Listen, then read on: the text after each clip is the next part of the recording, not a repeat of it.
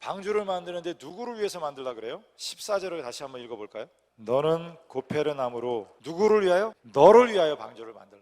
여러분, 신앙생활 여러분 부모님 때문에 하지 마십시오. 목사님 때문에 할 필요 없어요. 신앙생활 누구를 위해서 하는 것입니까? 너를 위하여. 다른 사람이 아니라 자신을 위해서 방주를 만드는 거예요. 방주는 세상 사람을 위해서 있는 게 아닙니다. 교회는 누구를 위해서 존재합니까? 너를 위하여, 당신을 위하여. 여러분 한 사람을 위해서 교회가 존재한다는 거예요. 이게 좀 오해될지 모르겠지만 교회는 세상을 위해 존재하는 게 아닙니다.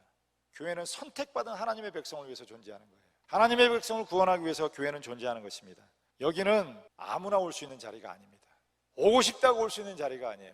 여기는 구원받은, 하나님께 은혜를 받은, 하나님의 선택받은 자만 올 수 있는 자리라는 거예요. 여러분, 구원의 방주에 들어오신 것을 축하하고 축복합니다. 이런 말을 들으면 좀 민망하신 분이 있을 거예요. 내가 신앙생활 제대로 못했는데, 하나님의 말씀대로 살지를 못했는데, 예수님을 대충대충 그렇게 믿었는데, 그래도 제가 택함 받은 자의 자리에 있을 수 있을까요? 여러분, 지난주에도 말씀을 드렸지만 여러분이 어떤 사람인가가 중요하지 않습니다. 여러분이 있는 자리가 중요해요.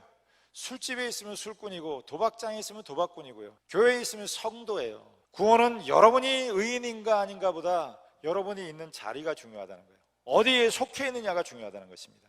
예를 들면은 착하다고 유산을 안 줘요. 올바르게 살았다고 유산을 주는 게 아닙니다. 유산은 누구에게 갑니까? 유산은 자식에게 가는 거예요. 아들에게 가는 것입니다.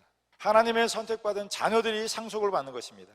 대한민국 국민은 누가 됩니까? 요즘에는 대한민국이 얼마나 부가가치가 높아졌는지 몰라요. 어디 가나 대한민국 사람이라는 게 자랑스럽고, 심지어는 뭐 트럼프 대통령이 G7 하는데 대한민국을 초청했다 그러잖아요. 경제력이나 군사력이나 모든 면에서 정말 세계 최강의 나라가 됐습니다. 이번에 뭐 코로나를 대처하는 방법에서도 정말 선진 국가적인 면모로 보이고 있죠. 대한민국 국민이 된 것은 여러분 잘해서 따냈습니까? 시민권을 따냈어요? 아닙니다. 여기서 태어났으니까 대한민국이에요. 어떻게 하다 보니까 태어났는데 대한민국이었는데 이렇게 좋은 나라일지 몰랐어요. 미국 시민이 되는 거 노력해서 얻어내는 게 아닙니다. 그냥 미국에서 태어나면 미국 시민이 되는 거예요.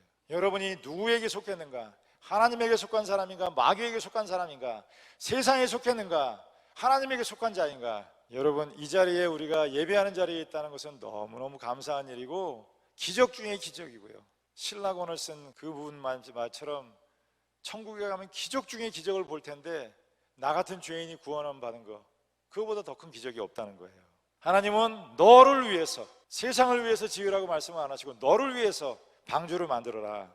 그리고 방주를 어떻게 만들어야 될지 세세하게 말씀을 하세요. 높이는 30규빗, 너비는 50규빗, 길이는 300규빗, 창을 4대, 위에 하나 내고 상중하 3층으로 지을 것이다. 여기 보면은 방주를 짓되 알아서 줘라, 내 마음대로 해라 그러지 않았습니다. 만일 노아가 자기 마음대로 생각과 계획대로 지었다면 그거는 절대로 홍수를 이기지 못했을 것입니다. 하나님께서 어떻게 지어야 될지 그 방법과 계획, 그걸 모두 다 말씀해 주고 계세요. 그 얘기는 무슨 얘기냐면 하나님의 일을 할 때는 하나님의 방법으로 해야 된다는 것입니다. 교회는 주식회사가 아닙니다. 교회는 학교가 아닙니다. 교회는 복지관이 아니에요. 교회는 군대가 아닙니다. 근데 우리가 세상에서 맨날 살다 보니까 교회를 회사처럼 하려고 그래요. 교회를 학교처럼 하려고 합니다. 왜 교회는 이렇게 안 하냐? 학교는 이렇게 하는데 왜 교회는 이렇게 하냐? 교회를 학교나 군대나 주식회사처럼 섬기면 안 된다는 거예요. 그런 방법으로 생겨서는 절대로 심판의 자를 이길 수가 없다는 것입니다. 하나님의 말씀을 따라서 살아가는 것이 신앙 공동체인데, 때로 이해가 돼도 순종을 하는 것이고, 노아가 뭐 다 이해를 하고 간 건 아닙니다. 이해가 안 돼도 순종하는 것이고, 근데 교회에 와서 자꾸 상처를 주고 상처를 받는 것은 내가 소속되어 있는 세상 그 방법을 가지고 교회도 운영을 하려고 하니까 자꾸 상처를 받는 것입니다. 여러분, 우리 교회가 하나님의 진리의 말씀 위에 서 있는 교회가 되기를 주님의 이름으로 간절히 축원을 드립니다.